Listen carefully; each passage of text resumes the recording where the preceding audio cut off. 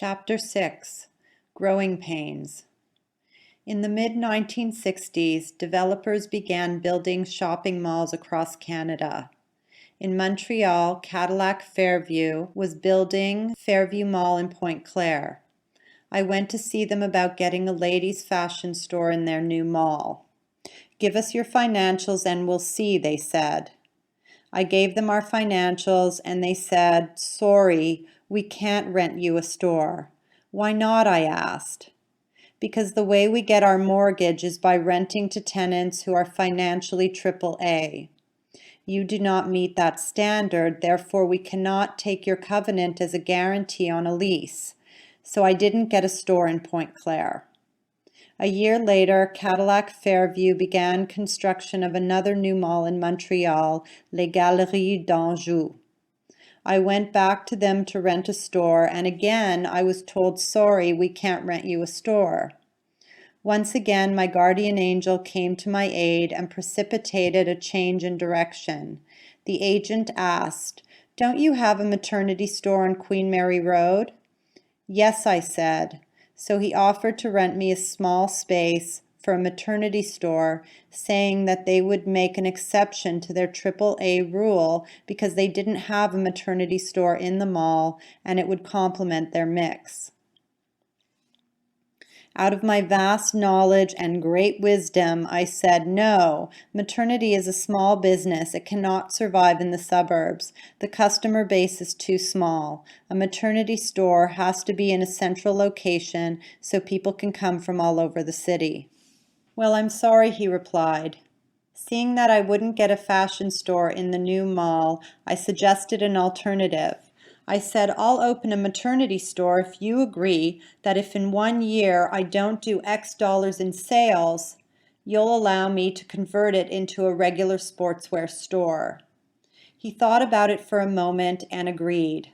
I figured I'd got the better of him because I was certain that the maternity store wouldn't work and that I was going to get my foot in the door with Cadillac Fairview for a regular fashion store.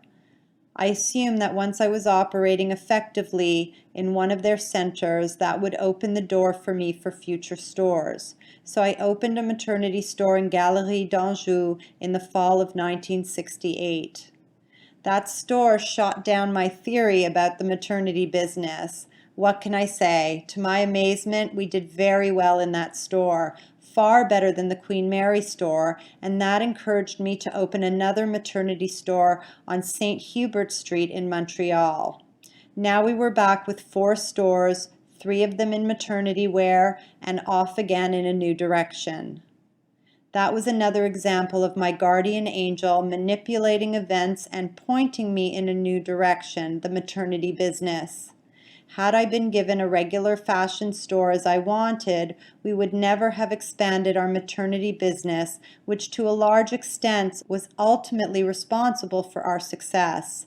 Operating in that niche market allowed us to be exclusive and special. It would have been much more difficult for us in the mass ladies' wear market. Forced expansion. I went to New York regularly on buying trips and over the years became good friends with a buyer, Steve Bennett, who worked for a large maternity chain, Maternally Yours, that had about 80 stores across the United States. One day, Stephen called me and said, "The president of our company would like to talk to you. Next time you're in New York, please come to see us." On my next visit to New York, I went to see the president and he said, "I hear you're doing nicely in Montreal in the maternity business. We've decided to expand our business into Canada and we'd like to buy your maternity business and have you work for us." I said, "Good of you to think of me, thank you. I'll consider it." I went back to Montreal and talked to my father and Jack, and we agreed that we were not interested in selling. A day or 2 later, I called the president of the New York company and said, "Thank you for considering me, but I'm happy in my own little business and I'd like to keep it that way." My friend Stephen called me later and said, Max, you're making a terrible mistake. We are coming into Canada and we'll be opening up a lot of stores all across the country. You can't possibly compete. We'll put you out of business and you'll lose everything. You will be much better off taking this deal and being part of a large organization. This is a good opportunity for you, especially because you would be running the Canadian operations for us. I said, okay, go back and tell your boss that I'm reconsidering his offer, but that I need a few weeks to sort things out. It was 1969, and my father and I decided we would take a trip across Canada to get a feel for what was happening in retail in other parts of the country. So off we went. Developers were in the process of putting up shopping centers in all the major cities in Canada at the time. Good rental space was available, and during that trip we rented 9 stores in major malls in 7 different cities: Toronto, Winnipeg, Calgary, Edmonton, Vancouver, Quebec City, and Halifax. We signed the leases with exclusive clauses for maternity in each of the malls. When we returned to Montreal, I called the gentleman in New York and thanked him for his interest in the company, then told him I had decided to stick with my original decision and not sell. We figured that with exclusive leases in all the available malls, where could he go? As things turned out, Maternally Yours never came to Canada. Once again, my guardian angel showed up to direct me. Had the U.S. company not approached me, I would not have thought of going across the country with such a bold expansion plan. Our decision to expand at the time proved to be pivotal to Shermac's ultimate destiny, even though the road ahead would be very bumpy. After signing the leases on our 9 maternity stores, we decided to close out the regular fashion stores altogether and to concentrate on the maternity business. Again, we were off in a new direction, starting a national maternity chain. And now the roller coaster ride really started. We had leased space for 9 new stores, and we did not have the money to build and stock them, nor did we have the infrastructure we needed to manage them. We went to our bank manager and sold him on the idea of our becoming a national chain, and he promised to support us. A rough patch. A couple of months later, catastrophe. I was in Edmonton doing the groundwork for a new store opening there when my father called and said, Max, you'd better come back to Montreal. I'm afraid the bank is foreclosing on us. It turned out that our bank manager had not told his head office about our expansion plans, and when they got our financial statements, saw the plan for our expansion program and the amount of money we were putting into capital expenditures, the vice president called my father with the foreclosure news. I returned to Montreal immediately, and we went to the bank's head office, where we met with the VP, who was quick to tell us we were out of our minds and that he wouldn't support us. He lectured us on the facts of life vis-a-vis birth control and informed us that the pill, which had just come onto the market, would reduce the numbers of pregnancies significantly. He predicted that maternity was a dying business and that we were doomed. He finished his lecture by saying, besides, you don't have the financial wherewithal for such an expansion. Then he told us we had 30 days to come up with the money we then owed the bank, or he would close us down. We were in big trouble. We had no money, no support from our bank, and I was committed to opening 9 new stores. We had no alternative but to stop paying our suppliers and to use all the money that came in to pay off the bank. Somehow we survived from day to day. Once again, we were on the brink of bankruptcy. Thankfully, none of our suppliers wanted to see us go down, and they continued to support us. When we opened those 9 new stores, it was the beginning of Shirley K Maternity becoming a national chain. As things turned out, the bank manager was right about the birth rate going down, but he was dead wrong in predicting that maternity wear was a dying business. In fact, it turned out that when people were able to manage the size of their families, they could afford to buy maternity clothes, whereas when they were having lots of children, they couldn't. So as the birth rate went down, maternity sales actually went up. Who could have predicted that? I'm afraid that our first years of ups and downs, good times and bad, set the pattern for my entire business career. We had no infrastructure and no support staff, so I had to open all 9 of the new stores by myself. I was flying back and forth across the country looking after all the openings. We had 3 stores, Quebec City, Toronto, and Edmonton, all being built and all scheduled to open around the same time. I was stretched beyond belief. A diamond in the rough. I put an ad in the Edmonton paper for a store manager and sales staff indicating that I would be interviewing at the Holiday Inn on a specific date. I left Quebec City, where I was overseeing the construction of that store, and flew to Edmonton to hire staff there.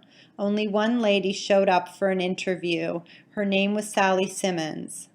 She told me she had been a housewife and a mother for the past 25 years, that she now wanted to do something else, and that she was interested in a part-time sales position.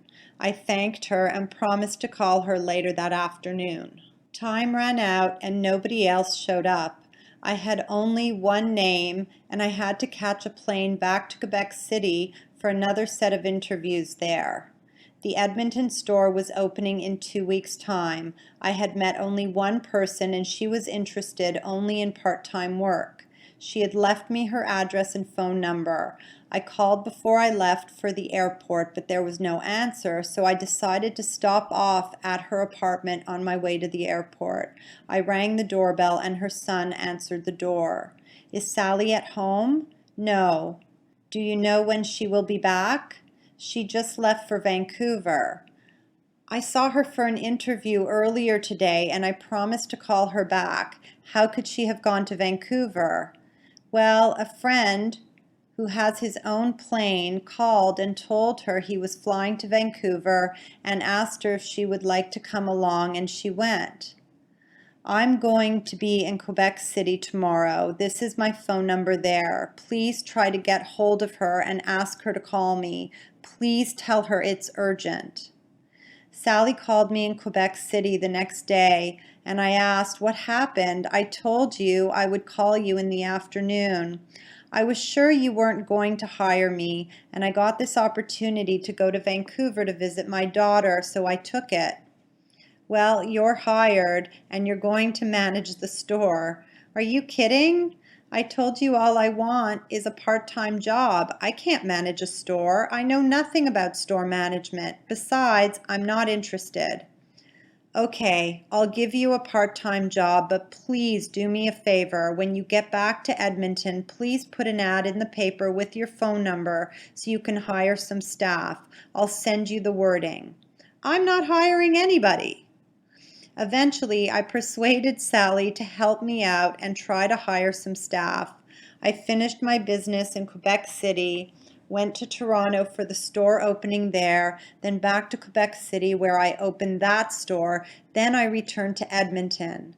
Meanwhile, Sally had put an ad in the Edmonton paper as I had asked, but no one had responded, so the 2 of us worked together to open the store.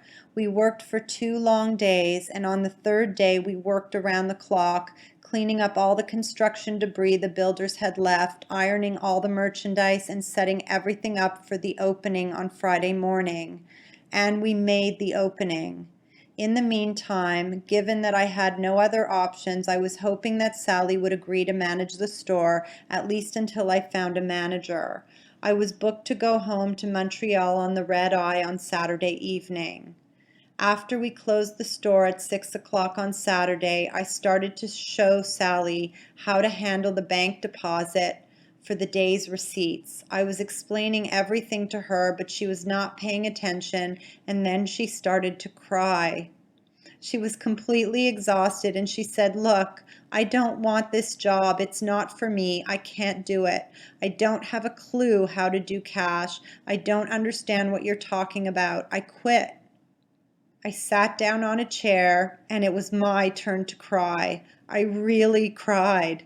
I asked, "How can you quit? I've been away from home for 3 weeks opening these 3 stores. I've got my ticket for the last flight tonight, and I have to go home." She said, "That's your problem."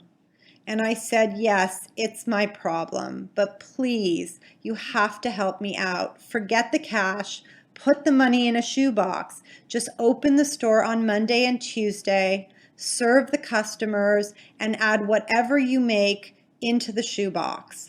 I have to go home now, but I'll be back on Wednesday and I'll take over the store from you then." I left her there with the store and I went home to Montreal. On Tuesday, I called and told her I'd just booked my flight and was coming out the following day to take over from her. She asked, "Why are you coming?" "To take over from you." "No, you don't have to do that. Everything is okay." "What do you mean?"